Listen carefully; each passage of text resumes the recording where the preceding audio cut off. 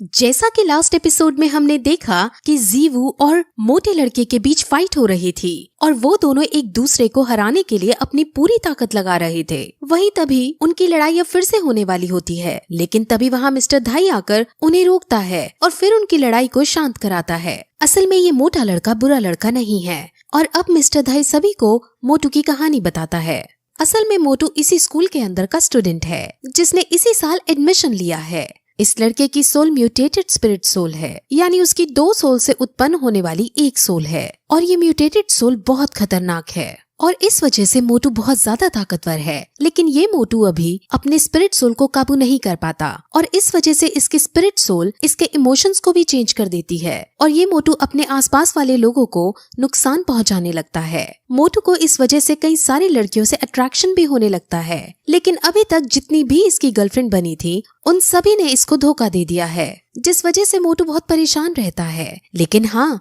इसकी spirit soul को सिर्फ एक चीज से काबू किया जा सकता है और वो चीज है इसको भरपेट खाना खिलाना। ये सब सुनकर बाकियों को बहुत अजीब लगता है क्योंकि यहाँ आकर वो बहुत अजीब अजीब चीजों का सामना कर रहे थे और उन्हें समझ आ जाता है कि ये सच में एक मॉन्स्टर स्कूल है। अब मिस्टर धाई उसे बाकी स्टूडेंट से इंट्रोड्यूस कराता है। वहाँ अब ऑस्कर भी आता है जो उन सबको अपना इंट्रोडक्शन देता है और वो निंग रोंग रोंग के सामने अपनी हेकड़ी भी दिखाने की कोशिश करता है, यानी उसे इम्प्रेस करने की कोशिश करता है। उसने अपनी बियर्ड भी कटवा ली होती है, लेकिन निंग रोंग रोंग इससे बिल्कुल इम्प्रेस नहीं होती, बल्कि उसे इसके इस पागलपन पर इरिटेशन होने लगती है। अब फिर वहाँ स्कूल का दिन आता है और जीवू समझ जाती है कि ये दिन तो वही है जो पहले शॉपकीपर बने हुए थे और इन्हीं से इन्होंने वो हेयर क्रिस्टल खरीदा था। असल में वो शॉपकीपर का काम भी करते हैं और यहाँ के डीन भी हैं। वो फिर सब बच्चों को एक लाइन में खड़ा करते हैं और फिर उन्हें टास्क देना शुरू करता है। वो सबसे पहले निंग रोंग रोंग को और ऑस्कर को बुलाकर उनसे इस जगह के 20 राउंड मारने को कहता है और उन्हें भेज देता है। बाकी बच्चों को वो मिस्टर धाई से यहाँ के रूल समझाने को कहता है और फिर टैंग शैंग को अपने ऑफिस में मिलने के लिए बुलाता है। वहाँ वो थोड़ी ग्रैंड मास्टर के बारे में बातें करते हैं और टैंग शैंग ग्रैंड मास्टर का अप्रूवल लेटर दिखाता है जिसमें बेसिकली ये लिखा था कि टैंग शैंग को श्रेक स्कूल में पढ़ने की अनुमति दे दो। वहीं दूसरी तरफ अब हमें निंग रोंग रोंग के ट्राइब को दिखाते हैं जो निंग रोंग रोंग के घर से भाग जाने वाली बात से काफी नाराज थे। उन्हें जब ये पता चलता है कि वो श्रेक स्कूल में पढ़ रही है तो उन्हें बहुत गुस्सा आता है क्योंकि उन्हें ये लगता है कि वो खुद श्रेक स्कूल से अच्छी एजुकेशन उसे दे सकते हैं। वहीं ऑस्कर और निंग रोंग रोंग जो राउंड लगा रहे थे उसमें ऑस्कर अपनी सोल पार से सॉसेज बनाकर उसे देने की कोशिश करता है क्योंकि निंग रोंग रोंग ने सुबह से कुछ नहीं खाया था, लेकिन निंग रोंग रोंग एटीट्यूड में उसके सॉसेज को मना कर देती है और उसको पीछे छोड़ आगे निकल जाती है। वहीं निंग रोंग रोंग के ट्राइब वाले अपने आदमियों को निंग रोंग रोंग को वापस बुलाने के लिए भेज देते हैं। अब फिर कुछ देर बाद फिर से सभी बच्चे उसी लाइन में आकर खड़े होते हैं और अब डीन उन्हें उनके 20 राउंड के पूरे होने के बारे में पूछता है, जिस पर ऑस्कर तो कहता है कि उसने 20 राउंड कंप्लीट कर लिए हैं, लेकिन निंग रोंग रोंग से पूछे जाने पर वो ऑस्कर खुद ही पहले बोलकर ये कह देता है कि हाँ उसने पूरे कर लिए हैं। अब वो ऑस्कर को आगे बुलाकर उसे शाबाशी देते हैं और फिर तुरंत उससे 20 राउंड और मारने के लिए कह देते हैं। ये सुनकर ऑस्कर को बुरा तो लगता है, लेकिन अपनी टीचर की बात को वो मना नहीं कर सकता था, जिस वजह से वो 20 राउंड फिर से मारने के लिए चला जाता है। असल में उन्हें समझ आ गया था कि निंग रोंग रोंग ने 20 राउंड नहीं मारे हैं और ऑस्कर ने झूठ बोला है। ऑस्कर ने तो पहले 20 राउंड कंप्लीट कर लिए थे, लेकिन उसने निंग रोंग रोंग के लिए झूठ बोला था। अब वो निंग रोंग रोंग को डांटने लगते हैं और ऐसा करने पर निंग रोंग रोंग को भी गुस्सा आ जाता है और वो अपने टीचर से पलटकर ऊंची आवाज में बोलने लगती है और कहती है कि ये सिर्फ एक स्कूल है और कोई जंग का मैदान नहीं जो हर बात मानी ही जाए। असल में निंग रोंग रोंग का ट्राइब बहुत बड़ा और शक्तिशाली ट्राइब था, जिस वजह से वो हमेशा एरोगेंसी और घमंड में रहा करती थी और वो सबसे उल्टा उल्टा ही बोला करती थी। अब डीन उसको इस स्कूल से बाहर चले जाने को कहता है और मिस्टर धाई से इसका सामान पैक करने को कहता है,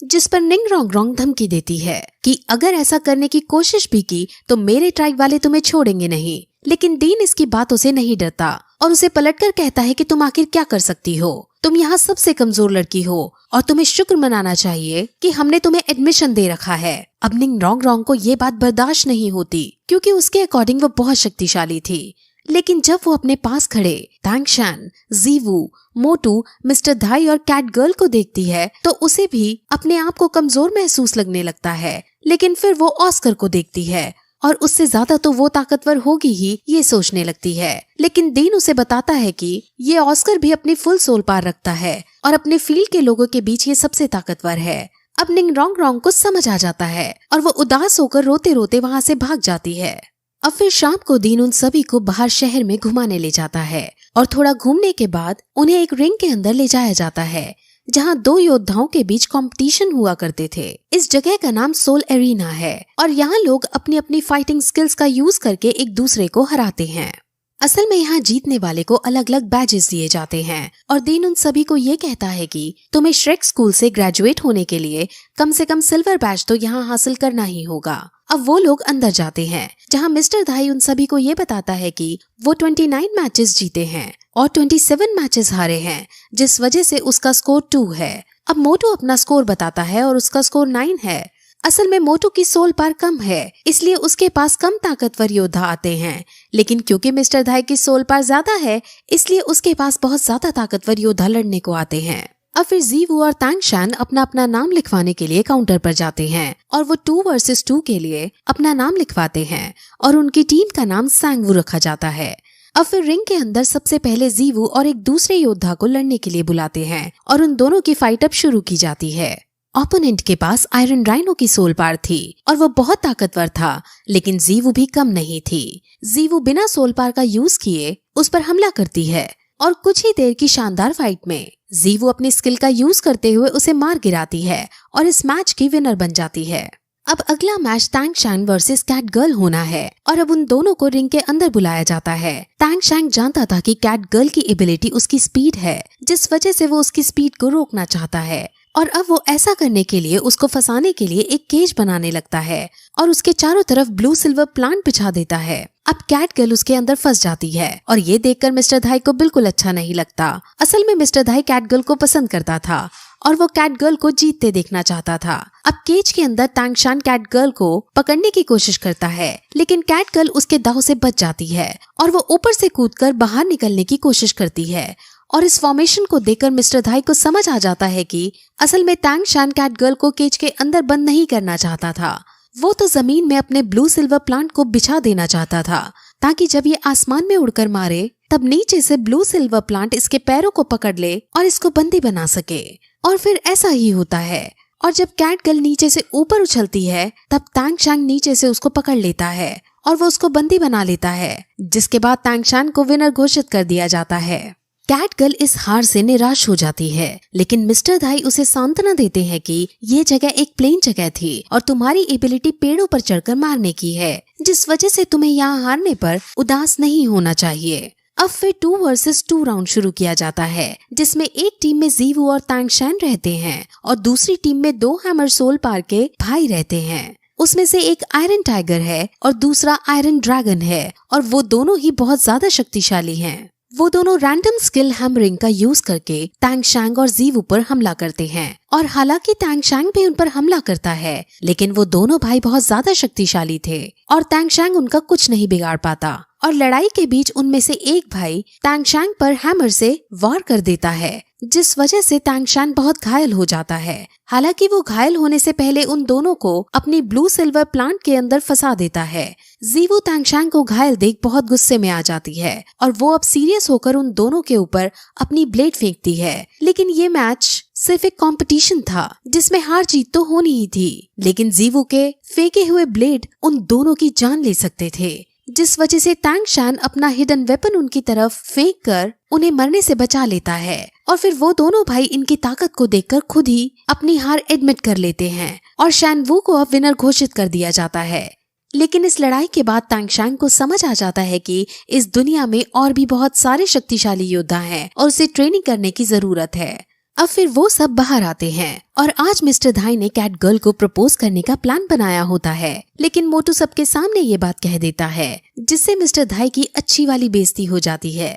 और कैट गर्ल उसे एक आवारा लड़का समझ वहाँ से चली जाती है। अब फिर जीवू और टैंग चैंग भी आपस में बातें करते हैं और फिर वापस स्कूल की तरफ आने लगते हैं। वहाँ स्कूल के एंट्रेंस पर वो मिस्टर धाई को निंग रोंग रोंग से झगड़ते हुए देखते हैं और निंग रोंग रोंग इतनी बदतमीजी से बात कर रही होती है कि मिस्टर धाई को गुस्सा आ जाता है और वो तुरंत उसे मारने के लिए आगे बढ़ता है, लेकिन टैंग चैंग उसे रोककर अपने गुस्से पर काबू करने को कहता है, जिसके बाद मिस्टर धाई उसको वहीं छोड़ खुद अंदर चला जाता है। अब उसके जाने के बाद निंग रोंग रोंग टैंग चैंग को कहती है कि तुम जाकर मिस्टर धाई को जान से मार डालो। अगर तुम ऐसा करोगे तो हमारी ट्राइब तुमको बहुत सारे पैसे देगी और तुम्हें हमारे क्लैन में एक अच्छी पोजीशन भी दे दी जाएगी। अब टैंग चैंग ये सब सुनकर उसे मना कर देता है, क्योंकि उसके लिए इस सब का कोई महत्व नहीं था और वो उसको सुधरने के लिए कहकर चला जाता है। वो फिर अपने पास खड़े ऑस्कर से उसकी मदद करने को कहता है, लेकिन अब ऑस्कर भी मना कर देता है। निंग रोंग रोंग बहुत शौक होती है और कहती है कि तुम तो मुझे पसंद करते हो, फिर भी मेरी साइड नहीं ले रहे हो,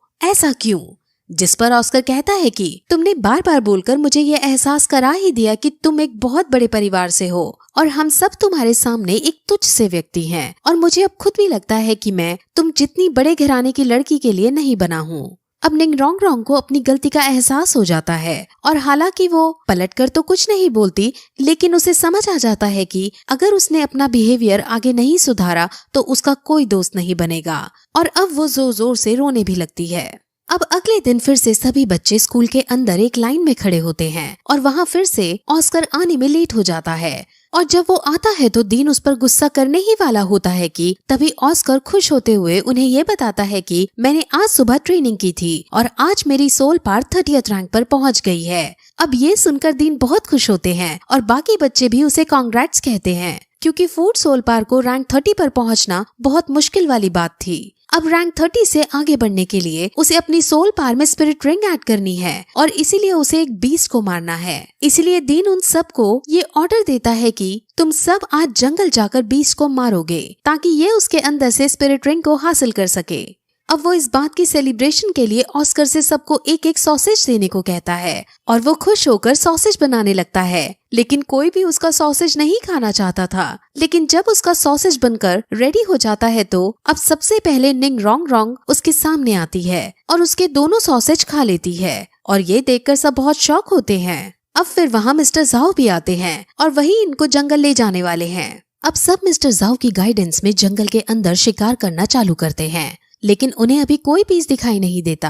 वहाँ एक जगह ऐसी भी आती है जहाँ ऑस्कर चलते चलते खाई में गिरने लगता है, लेकिन निंग रोंग रोंग उसे बचा लेती है और अब निंग रोंग रोंग की तरफ से भी हमें एक रोमांटिक एंगल देखने को मिलता है। अब जंगल में घूमते घूमते वो दूसरे टाउन में आ जाते हैं और वो यहाँ एक रात रुकने का डिसाइड करते हैं। फिर वो सब इस टाउन के अंदर एक रेस्टोरेंट के अंदर खाना खाने लगते हैं और वहाँ एक और स्कूल के बच्चे खाना खाने आते हैं। उस स्कूल के बच्चे बहुत शरारती थे और उनको हमेशा कोई ना कोई पंगा चाहिए ही होता है। श्रेक स्कूल वाले बच्चे भी समझ जाते हैं कि अब यहाँ पंगा होने वाला है। दूसरे स्कूल के बच्चे पहले तो उनके ऊपर वेटर का खाना गिराने की कोशिश करते हैं, लेकिन टैंग शैंग अपनी तेज स्पीड का परिचय देते हुए उस खाने को रोक देता है और फिर वो स्कूल वाले बच्चे मिस्टर धाई के पैर में चोट मारने की कोशिश करते हैं, लेकिन मिस्टर धाई खुद इतने स्ट्रॉन्ग थे कि दूसरे स्कूल वाले बच्चों को ही चोट लग जाती है। अब दूसरे स्कूल का लीडर खड़ा होता है और उनके स्कूल के बारे में उनसे पूछता है और जब उन्हें उनके स्कूल का नाम पता चलता है तो वो उन पर बहुत हंसते हैं, क्योंकि वो बच्चे जिस स्कूल से थे वो बहुत अमीरों वाला स्कूल था।